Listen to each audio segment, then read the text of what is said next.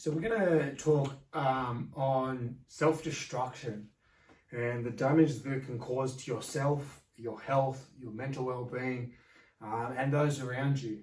The destruction you can cause on possessions, your places you live, all sorts. Self-destruction, causing havoc to the neighbours, making other people's lives a living hell.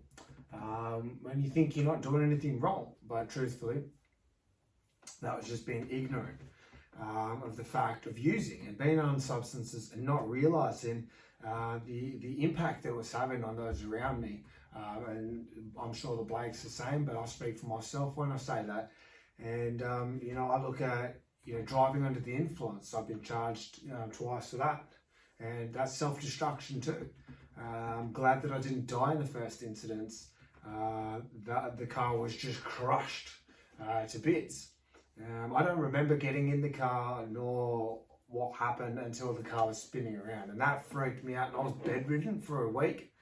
And the reason I was bedridden, and I watched this thing about vibrations. I lowered my vibrations so low by getting blind drunk that I couldn't remember a thing. And possession, that's what I call it. How can someone drive a car without knowing they're driving a car? I didn't, and it happened. I come to, got out maggot. Is that the first time when you were drink driving, mate? Yeah. See, that's the difference with the grog and that, eh? Yeah, well, I couldn't say, sorry to butt in, but I couldn't say, I make no sense in ways, bro, but I was always strict on drinking alcohol, right? True life, very strict on driving. Yeah. But there again, I would have 3 meals of Jane jump in the car. Yeah. Well, yeah. So, and I'm not glorifying that. No, of course, but that's where I look at it and I go, I was so against drink driving, and then aggression was actually what led me to jump in the car. It was the fact that I'd got ripped off buying drugs, and it was just nutmeg or some trash, do you know what I mean? It wasn't actually even drugs. So I had rage inside me, but this is when you were pissed. Oh, it's maggot, yeah. Oh, yeah, you're a different type when you're maggot. Maggot watching the footy. Yeah. And, what were you drinking, VB? Yeah. Oh, yeah. No. In the sun and everything. Tinnies. But, so, there was 2 times, and once I remember, I just wanted to go, bash the dude who gave me the fake drugs, right? And I seriously... My brother and all that didn't want me leaving the place because I was maggot. I was so angry, but so they go, give us the keys. I was throttled, and I got the keys, stashed them in my hat, right? And then I was like, no, I won't go anywhere. No, I won't go anywhere. And I seriously got out of it, and I said, I'm going for a cigarette. I jumped the balcony, jumped in my car. Oh, they didn't know until I was gone. That first time I made it, but that was one of the first ever times drink driving. Yeah. Aggression, and that's where anger, one letter away from danger. Yeah. Because if I wasn't angry about the situation, and if I was in the mindset I have now, whether drinking or not, which I don't think that I'd have the same mindset drinking really, but in hindsight, if I was able to see it and not get angry about certain things, like with you and the devil taking your phone today, do you know what I mean? You handled that pretty well. No, but you handled it pretty well. Yeah. Do you know what I mean? And that's something that over time, it's the steps that we've taken to manage our emotions better. If I had that sort of control back then, even whilst drinking, which, as I said, I don't think is possible, but then I probably wouldn't have jumped the balcony. I probably wouldn't have gone. I would have gone in a calm manner and waited, but because when you're angry and you've got alcohol in you, I think you could do anything. Yeah. But really, I put other people's lives at risk. I put my own life at risk. Yes, I made it safely there, but the dude wasn't there at the end of the day, so I achieved nothing. And that was just my own selfishness. And so if anyone could relate to that, thinking that it's okay to drink drive after learning now, and whether it be drug or drink driving, I don't know, no. So that's why I stick to tea. You just think about, like how you said, the amount of risks just one way, let alone coming back, and then no one's there anyway. Yeah. It's all for nothing. Yeah. Imagine if you ended up fucking, hitting someone or exactly smashing into another car, like I've done. You know, and it really, it leaves you feeling, Not good. you know, feeling, feelings of, you know, shame, you know, guilt, and a few of the rest, bro, for a fair while. And that's having them stick with you, those feelings and shit is nasty on the human body, and that's why you stay hitting the drugs, man, because you don't, you know, that's one of the reasons out of many. If you get time up, or you just stay hitting it, one or the two. If you get a bit of time up, you'll go back to hit it because you can't deal with those feelings and what you've done. And that's why I said I was bedridden. Only a real man will say that. But that's why at the beginning I said I was bedridden for a week after, because I blacked out. So I blacked out so bad that I was in Manly and we were staying 100 metres from where I parked. I took all the grog with me, great. Jumped in the car, started driving in an opposite direction to where the dude even was. So, you know, the first time that's where it was, but it was still the aggression built up from that. Yeah. That was still on my mind. So when I got drunk, I wanted to go and sort it again. So I jumped in the car. I can't remember, but somehow I drove from Manly to Spit Bridge. And this is like maybe 8 or 9 o'clock in the afternoon sort of thing, you know, evening. Busy, or could have been a bit earlier. I can't remember exactly. But what I do remember is, one, it was a manual car. So driving a manual car blind drunk. It's a bit more complicated, clearly. But also, getting to the Spit Bridge, I must have been boosting it in front of the people, because I come to and the car was spinning like this and then just smashed, the back hit the side of the Spit Bridge.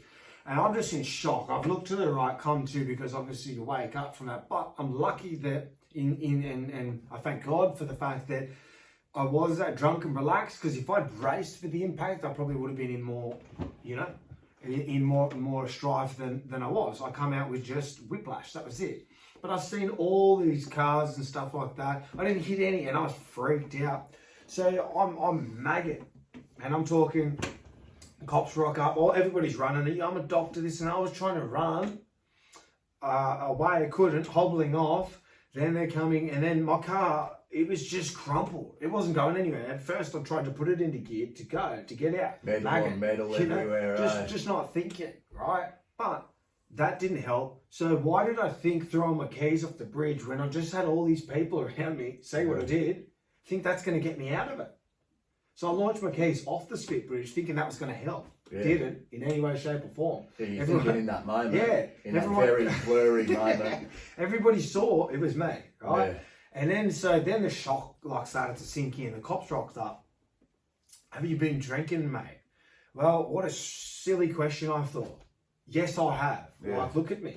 You know? They've got to ask anyway. Yeah, I know. But I'm saying at the time, yeah, I was like, silly question. Yeah. Like, I was trolley. How was he getting away with it? Not at all. Yeah. They breath tested me, high rage. And then they go, we're taking you back to the station. I go, great, you know? But I was sympathetic and I was in shock, and I was just so happy that I didn't hit anybody or anything like that. And it was just a silly decision that I decided to jump in a car, go for a drive. And the thing is, once it started to become a thing.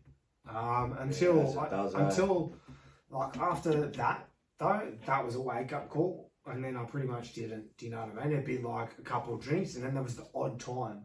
Yeah. But before that, it started to become like an obsession. I was like, I was invincible, so I'll do it again. Yeah. You're not invincible. Yeah. And I've done all that, you know, the same of what you said. Just not drink driving, man, just off my head. You know, one of the other drugs that I went to, and it's just out there how much years all up. Like, I remember a lot of them too. You know, drinking the Alice Cooper, poison, yeah, and just full of rage. Yeah.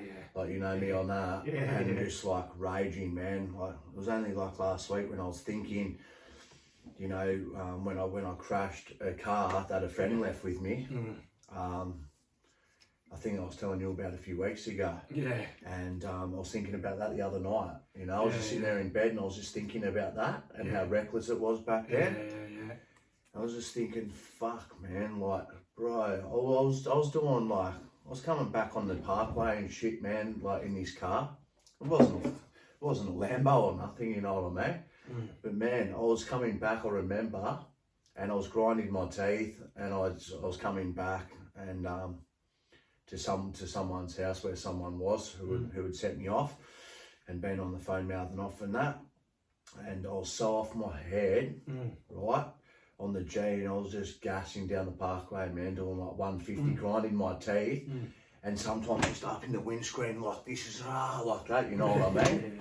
Fuck, man, and you don't realise right in that moment, mate, like at that speed, you still, I just had no phase in the world. No, but that's you lose the plot there, like you lose it there, mate.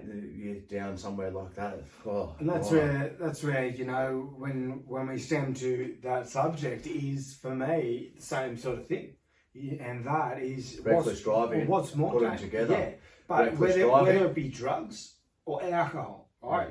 People say don't drink, drive, and people say don't do drugs and drive.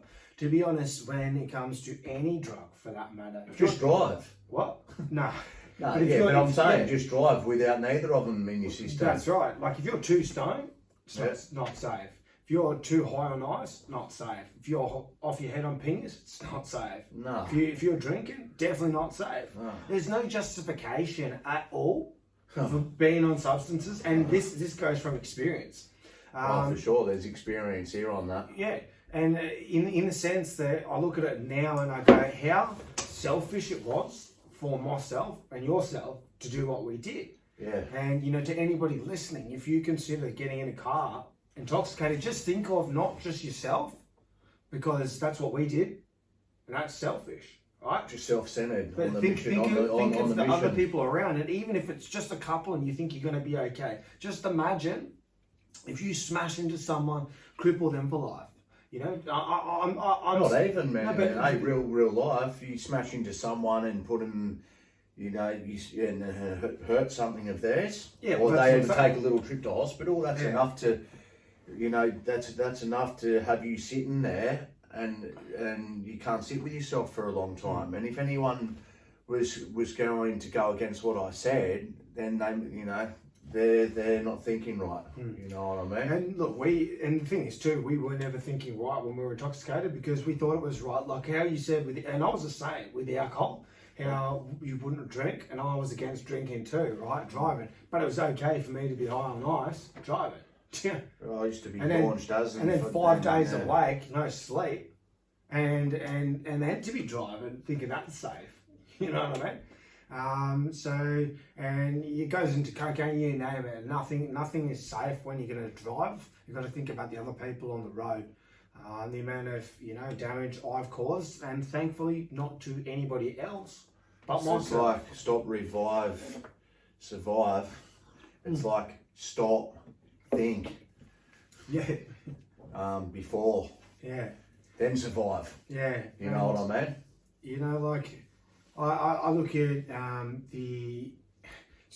when the drink driving happened, there was no sympathy there. Like I was actually in shock, and that's why I stayed in bed for a week, because I had to think about it, the guilt, the shame, everything. You know, I destroyed a car that I just bought. I had it for a week, got totaled completely. So I felt sick. You know, I had help getting it, all this sort of stuff. You know, you just feel real bad.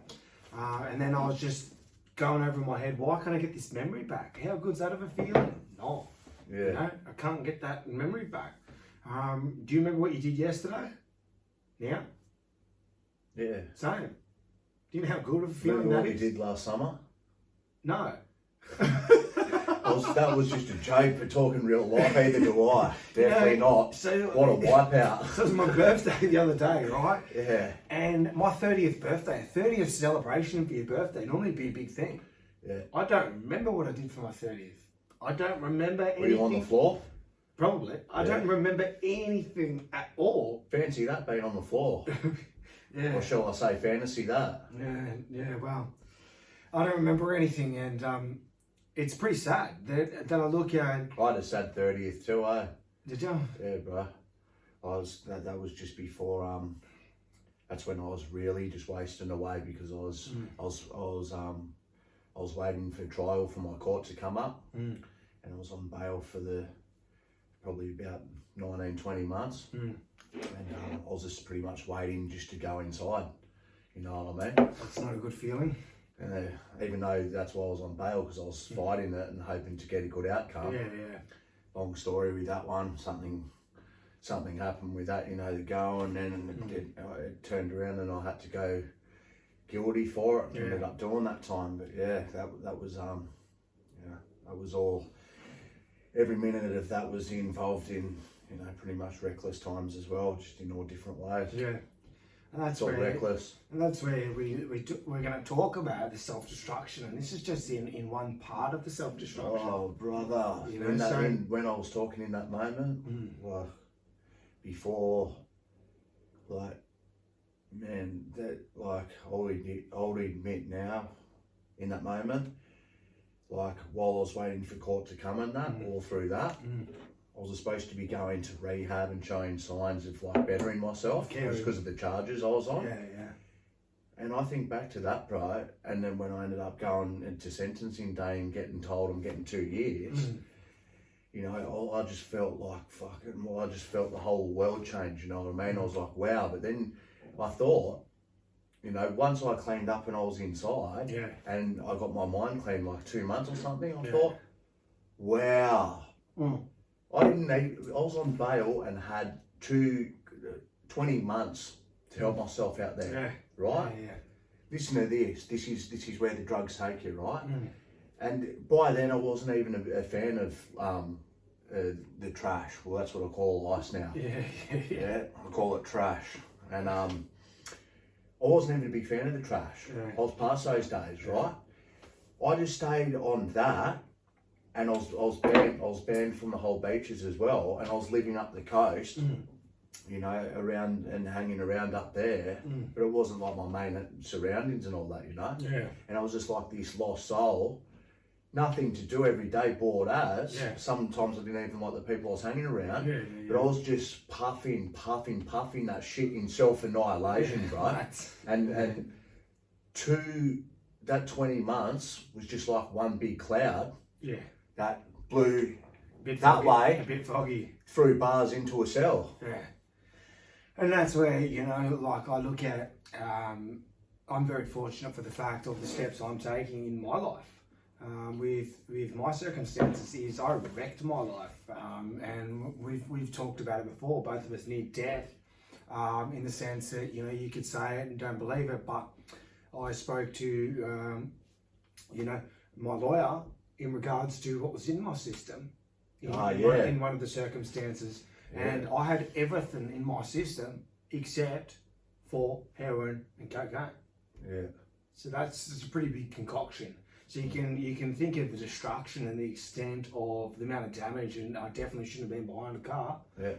And I was. You know, I've got to face the consequences for that. But I'm taking these steps I can to live a better life, and not just for that, for spreading awareness of. I'm very fortunate to still be alive. Yeah, brother, and that's why we're doing these videos. And you know to be honest, as we've always said, if it helps one person, that's what makes it worth it. Because I thought I was invincible, and clearly not. Like, no one is invincible at all. We've all got our flaws, and the longer that you carry around, like from, you know, childhoods, like we did, guilt, shame, remorse, all that, it leads to self-destruction in such a large way that it spirals out of control for ages. And then after that, within those moments, big mental health problems as well. Yeah. Well, I'm shocked to say, and you know, I thank God for that I don't, like, I have control anxiety. I've got control of my emotions. It's such a weird thing to imagine. It is. To be able to not lose my mind. Yeah. To be able to, you know, treat people with more respect than ever before. But also, you know, to take that step back and notice what I'm doing and noticing my flaws. Whereas before I thought, I didn't actually think I was perfect at all because I hated myself, and that's the truth. But I loved everyone else. How good is that? How can you hate yourself and project love to everyone else? That's just a recipe for self-destruction. Yeah, man. Hard out. Like, man, I was a human roundabout. Yeah. You know what I mean? Yeah. I was just a bogged, I was just a human roundabout, mate. If Yeah. you know what that means. Yes. Going round and round and round, spinning hard. Yeah. And, I used to call it the tornado. Yeah. The wrecking path. Whirlwind. I would just rock in like this, Like the tiger. Huh? Wherever, and you're so fried off your head, looking for nothing. Yeah. Do you know what I mean? Or it's in your pocket or something, but you're tearing up everything looking for it. Oh man. For what? Funny you say that. Self-destruction. The amount of times I've done that's probably at least up in the not past the 50,000s, bro. Yeah, and the amount of torment that caused other people just because, they were there. It used to make my house look smick. Not. Yeah. Yeah. It's jokes, clearly. Yeah, but oh mate, it was quite a worry at one stage. It was a big worry. I'm straight out. Yeah. So, I'll tell you this funny story. Yeah. Yeah. Tell me. Man, there's a fair few of them. Oh, so I really? put it down to one. Just the time out of so much of them where it was based on the same thing. Looking for something, right? Yeah. And there's no other thing like looking for something when you're off your head on the jet, right? Yeah. I swear, my house was in pretty good pretty good condition, right? Yeah. And I was looking for something for half the day, right? That was in my pocket, my back pocket. But it's still not that hard, you know what I mean? Your head space is just that much in a whirlwind and all the rest of it. Yeah. And you just pace in and this and that. Man, my house looked like Kimbricky tip, right?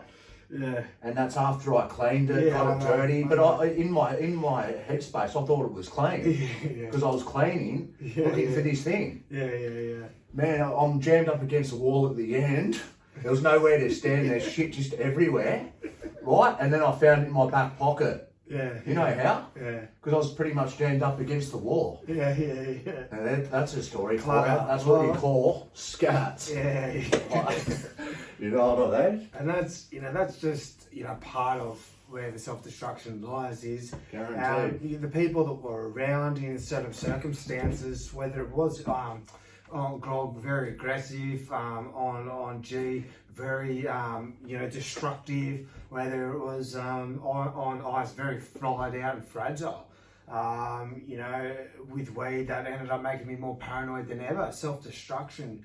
When I look at just everything, it just led to no good. But when we talk about it, there is such a huge amount to discuss about it. When you may think that going out and doing it every now and then is okay, and each to their own. I made a rap about, this is my story over time that I've seen so many people normally suddenly drop fame. And that will get released, eventually, and that sort of thing. And you guys can make what you want from it, because when I go down to it, my only advice, if you use, don't abuse your limit. You might think you're invincible until you start to feel it. Anxiety kicks in, you quickly flip it to a mess, and everything you start to look at and second guess. And the rest of it goes on. And pretty much, so I'm not telling you, listen to me, you have to not use. I'm just telling you, if you use, you're risking huge abuse. Then what you're risking is everything in your life that you choose. And it's just going to be one thing, you lose.